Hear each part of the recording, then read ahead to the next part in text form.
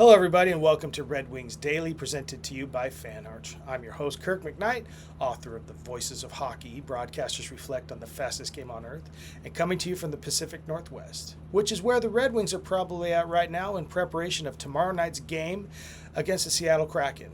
Now, before heading over to Seattle, the Red Wings stopped off in Columbus and took on the Blue Jackets to begin their six-game road trip. It was a little bit like deja vu in the fact that the Red Wings fell in a 3-1 hole, came back and tied it. The Blue Jackets actually took the lead late in the second, and the Red Wings scored two unanswered in the third. But in baseball terms, they blew the save with about less than a minute and a half left in regulation. Game goes to overtime. Nothing happens in overtime. Taubes gives up 2 out of 3 in the shootout. And the Red Wings don't even put one past the goaltender. So it's the second shootout loss in 3 games. But, hey, a little bit of a positive of that. That's at least 3 straight games with points for the Red Wings. Something they hadn't had. They had 3 straight regulation losses going into last weekend's game at Boston. So they're at least gaining a few points. Now, with the shootout loss, they actually went from being tied for third, but now they're in fourth. They could have shot up to a virtual tie for second had they gotten the 2 instead of the 1. So this is one of those things where you look at and you say, yeah, the bottleneck starts to show up right there in the middle of the division a lot of the times. And this bottleneck is going to be a topic throughout the season. We're 28, 29 games in the season, but still, there's going to form that bottleneck. And when you're taking the top 3 teams from the division and then see who can make those last 2 spots, that bottleneck makes a lot of difference. And those 1 to 2 points, I keep saying, I can't say it enough, they make a lot of difference. Looking at the game last night, though, they outshot the Blue Jackets as opposed to being outshot. But they did get out-hit 24-15. So, a big positive from last night is the fact that the Red Wings were 3 for 5 on the power play. But the minus was the fact that they were 1 for 3 on the penalty kill. And if you tack on the 6-on-5 in which they had pulled the goalie, and the Red Wings gave up that late goal, that's another special teams, if you will, kind of goal given up. So obviously a little bit of something to work on moving into the next game and hoping to overcome that moving forward. Now, it's Friday, folks, which means it's free-for-all Friday, which means that we can look at a little bit of anything throughout the league.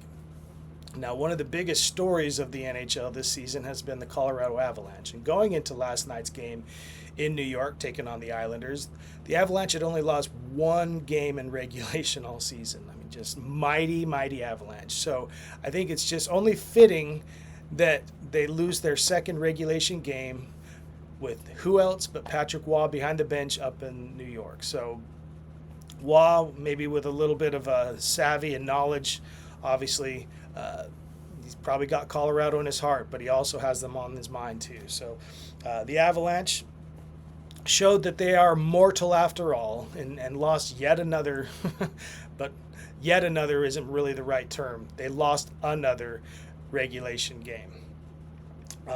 But one thing to look at, though, is that Scott Wedgwood wasn't playing. He wasn't in goal. He's been the one who has been lights out.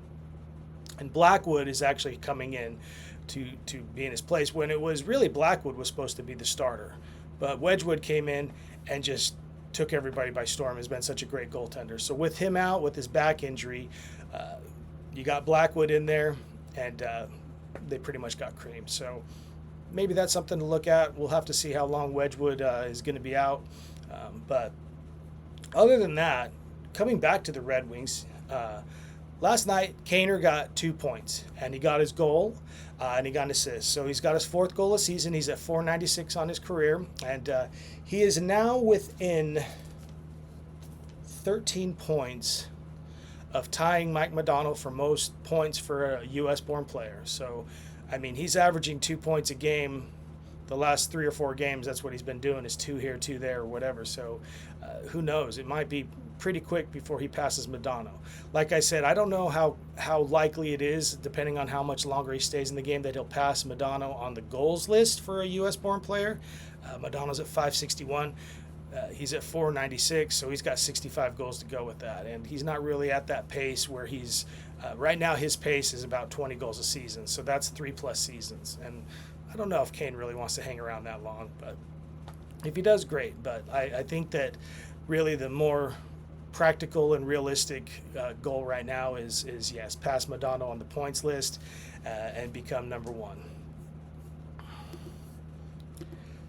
So for today's spotlight, we're going to talk about Andrew Copp. And every time I'm watching the game and I think Andrew Copp, I think of Martin Sheen in a Boston accent like in The Departed and sitting there saying Copp and are you a Copp?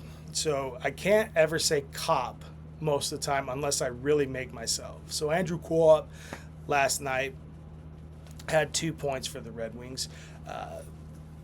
He is playing in his 12th season. Now, just a little bit about Copp is the fact that he's now with his third different team. He played a great deal of his career leading up to this, up to the 4 seasons that he's played with the Red Wings, but a great deal of his career was spent in Edmonton, and he stopped off in New York for about a half a cup of coffee to play with the Rangers. But yeah, he's been with the Red Wings for the last 4 seasons, and he's on the second line with DeBrincat and Kane. So right there, being center between those two, you cannot undersell how important that is to when you got DeBrincat on your left and you got Kane on your right, and to be able to forge those two together. You see how much they connect with each other, everything like that. So never undervalue, even if he's only got he's got 11 points on the season, 1 goal, 10 assists. Never undervalue that kind of presence when you're basically the kind of person that's leading the charge and you have 2 veterans and 2 surefire Hall of Famers on each side of you, and they're so productive in their ways. I don't know if Copp shows up a lot on statistics when those two connect with each other, one passing the other, one scores or the other gets the assist, but still to be able to man that ship is a hard task in and of itself. And he's a veteran player, so who better to do it? Now he's on the second line on the power play, so you kind of got a reversal there when it comes to the power play, because then on the power play he's sitting there with Finns and also Sanda Pelican, I believe, and another veteran in JVR. So Copp is at one point surrounded by the 2 Hall of Famers. On the other point, he's surrounded by rooks and JVR. So he's got his own role in there. Like I said, do not undervalue a player who's a center who's got 1 goal and 11 assists. I think that's what he's at right now, but I could be wrong. Maybe assist off or not, but I doubt it. Just a little updated. So never undervalue that. That is huge. I keep saying it over and over. I think part of the Yzer plan is to really prepare some of these young guys to get that experience quick before their price tag starts to go up and other teams start to look into getting them midseason. But my hopes are that these guys can stick around a lot. I know we've got, we've struck gold with Lucas Raymond and Mo Sider, 2 young players who really, even in their 4th and 5th seasons as it is, they are showing like a veteran kind of presence already. And I don't know if I'd consider them veterans by, if you look at a resume and see that they've played 4 seasons or 5 seasons. Not really veteran talk just yet, not like with, like I said, not like with Larks and DeBrincat and Kane, JVR, and then Copp. So you got your mixture there, and you're hoping that some of these rooks like Danielson, Finns, and Axel can really start to show those fruits there pretty soon. Now, I've already talked plenty about Patrick Kane, but I can talk a little bit more because it's not often that I'll be able to find a press conference after a game in which Kane is in the locker room giving some answers to the questions. So last night, talking about special teams, here's what Kaner had to say. We got our power play opportunities and capitalized on the power play. 3 goals on the power play tonight. It's what we expect from our group, and both units producing 2. I think it's the ultimate equalizer if you can be good on special teams, and obviously we had a good night on the power play, but gave up a couple on the penalty kill and 6 on 5. That's kind of what the game comes down to sometimes. If we can keep it simple, look at the net, and try to have that shot first mentality. We finally got in the slot on the first one. It also starts with getting pucks back, winning battles, getting retrievals, and kind of getting our setup from there, and then getting pucks to the net and creating some chaos. We saw one unit score, and then we kind of had half the one unit, half the other unit out, and the second unit scored for us too. So it was a good balance across the board for both units. Throwing that into the AI translator for today's no cap recap, we straight up feasted on those power plays no cap.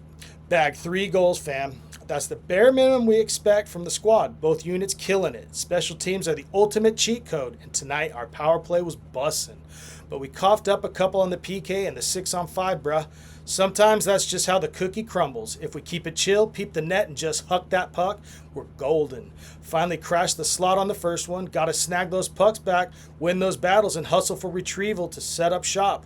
Then just fire away and stir up some mayhem. One unit scored, then we mixed it up, and the second unit got in on the action too. So it was a vibe across the board for both crews.